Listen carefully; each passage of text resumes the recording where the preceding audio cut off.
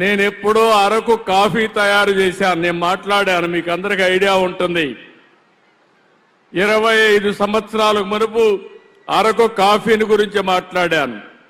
అది మొన్నటి వరకు నాంది వీళ్ళు బాగా ప్రమోట్ చేశారు. అరకు కాఫీ ప్రపంచవ్యాప్తంగా ఒక బ్రాండ్గా తయారైంది. ఇప్పుడే నాకు ఒక మంచి పార్ట్నర్ దొరికాడు.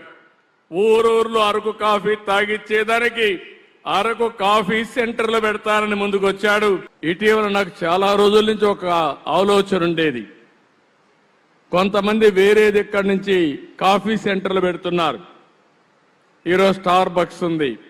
ఒక రోజున నా అరకు కాఫీ మరో స్టార్ బక్స్ కావాలని చెప్పి మనస్ఫూర్తిగా ఆశిస్తున్న ఇంటర్నేషనల్ బ్రాండ్ కావాలి.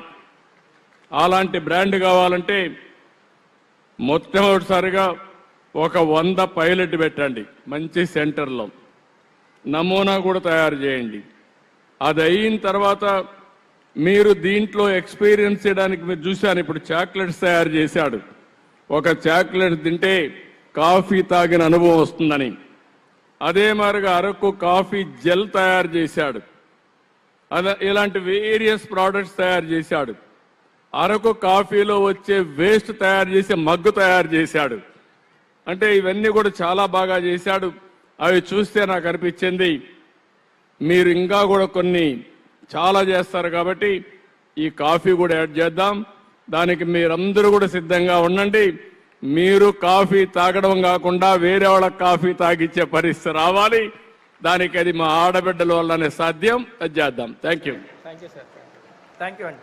మీకు పట్టణ ప్రాంతాలు ఉన్నాయి, మెప్మా ఉంది, గ్రామీణ ప్రాంతాలు ఉన్నాయి, డాక్రా ఉంది. దీనికి తోడుగా టూరిజం కూడా ప్రమోట్ చేస్తున్నా.